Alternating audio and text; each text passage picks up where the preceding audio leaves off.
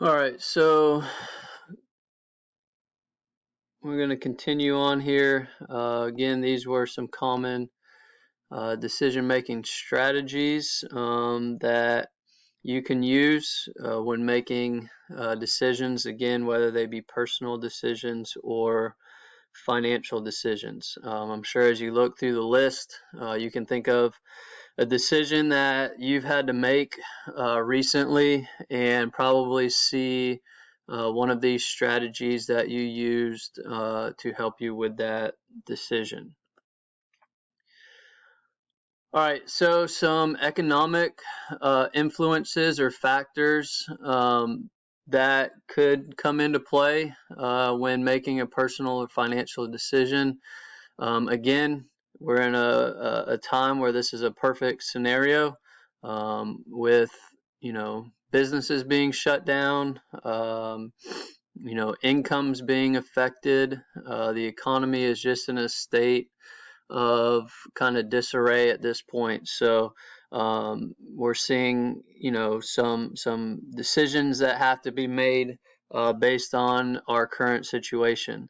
But here are some other factors: consumer pricing, okay, inflation, deflation. So, is your money worth more or worth less based on inflation or deflation?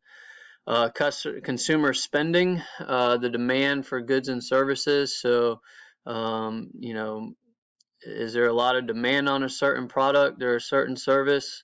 Or is this something that, isn't necessarily being needed? And this is a good example of, what we're going through today. Some demand for, cleaning supplies and household products are up right now. So you may see consumer spending increase on those.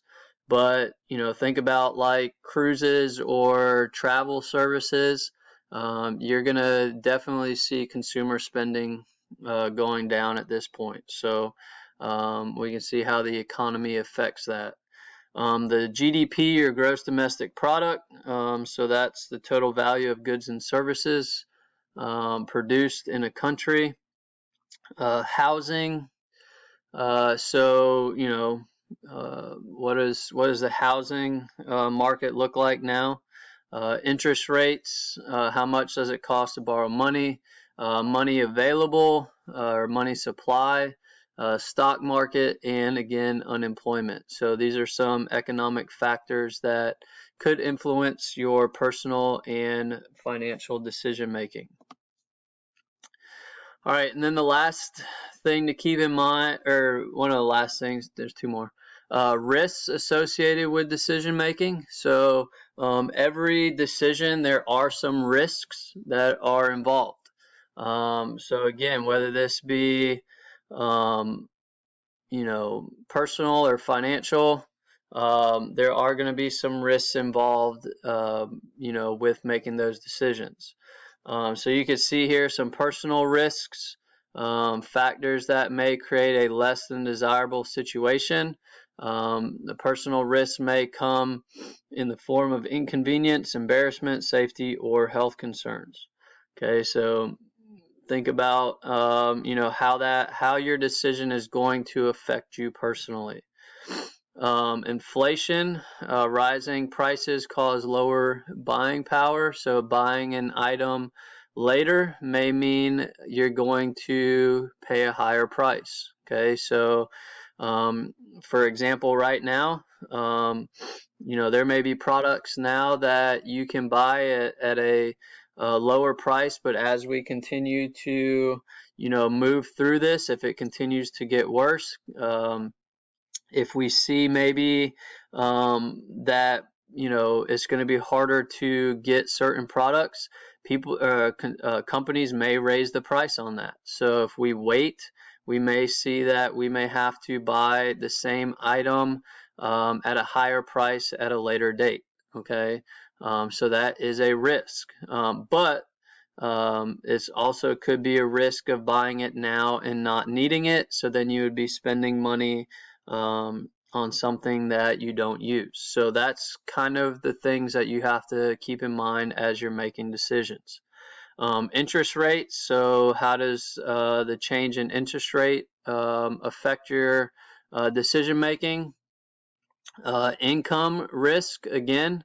So we see here if somebody recently bought a car, for example, and now they're going through this time, and maybe they work in an industry that has to be shut down. Obviously, they're going to struggle to make that payment.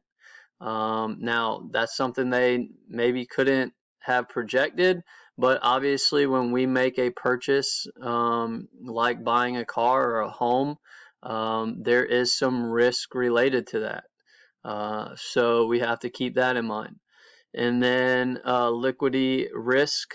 Again, that's things like investments, savings accounts, things like that.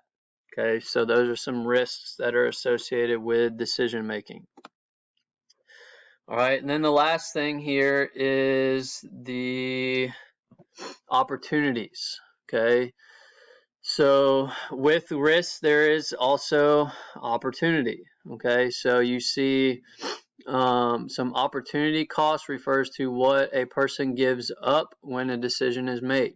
Okay, this is also called a trade-off. So you may make a decision, and this could affect or give, the trade-off could be more time or more money. So you may spend money on something that ultimately gives you more time or ultimately gives you more money. So if I spend money on real estate, for example, I may buy a real estate property, put money into it, and then over time, I could, make more money off of it. But there's also, again, keep in mind there could be risk in that. Personal opportunity costs, which could involve again time, health, or energy. Time spent studying usually means less free time. But your time spent on studying can improve your learning, improve your grades, which means, now you could get into a better college, or you could get into, an industry that you're going to make more money earlier than if you had to go, say, work at McDonald's. Okay, so there are some opportunities there. Financial opportunities, again, same thing. You're involving money instead of time, health, and energy. Time value of money. So again, can be used to measure financial opportunity costs using interest calculation. So if I spend $1,000 from a savings account, paying 4% a year means that I would lose $40 in interest. If I left it there, I would gain that $40. Okay, so I have to keep that in mind as well. All right, so again, these are the factors and strategies that you would use as you go through the decision-making process. Okay, so identify the problem. What is it that you have to make a decision on? Gather information. What factors are going to be used to influence your decision? Consider the consequences. So what are the risks and opportunities involved? Select the best course of action by taking these things into consideration, and then evaluate the results. Was it a good decision? So again, I'm going to post that. But here's your assignment for today. Attached is a Word document for lesson 1.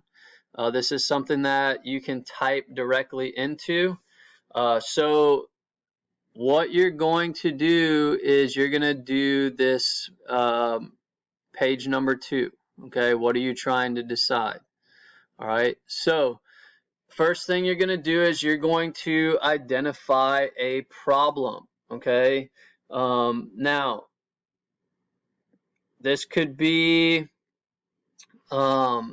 and I'll give you a couple ideas. If you want to use something else, you can do that as well. But this is a good place maybe to start when you're trying to figure out what problems you may have as a student. Okay, so it could be, the problem you're trying to solve is, do you go to college or do you not? Do you save money or do you not save money? So that, in other words, do you put that into a separate account or do you keep it so that you can spend it? Or maybe a decision is, do you get a part-time job or not? Okay, so identify a problem. Those are some examples. If you want to come up with something else, that's fine too. You're going to try and obviously keep this financial related. Okay, it could be, do you buy something? All right, so is there something maybe that you're looking to purchase and you're having to decide whether or not to buy it? Okay, so identify the problem that you want to decide on. So again, you can type in this. So let's say, getting a part-time job. Okay, so you can see that I can type in here. Obviously, that's pretty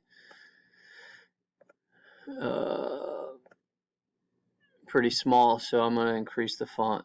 All right, so now go through that PowerPoint. What information and factors do you need to take into consideration when thinking about getting a part-time job?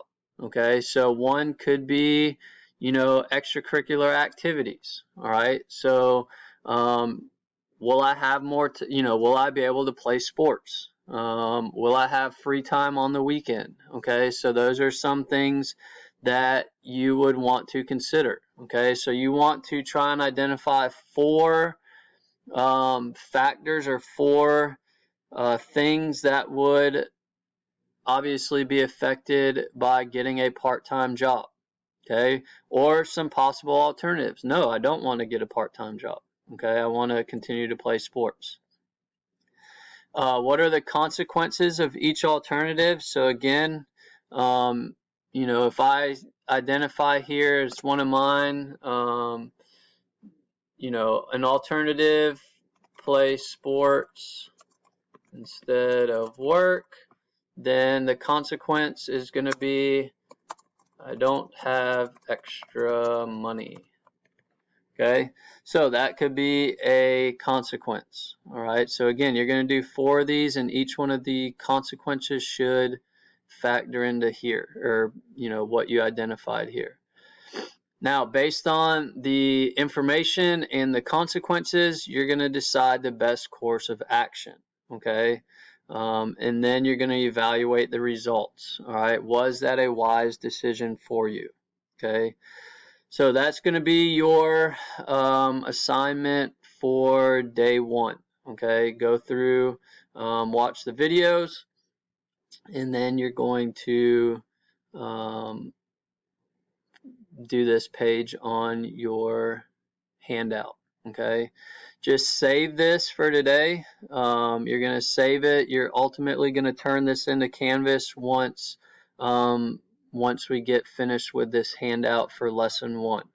All right, tomorrow, or you'll have another video that'll go over the next part of the process and next part of the assignment for lesson 1 underneath Tuesday.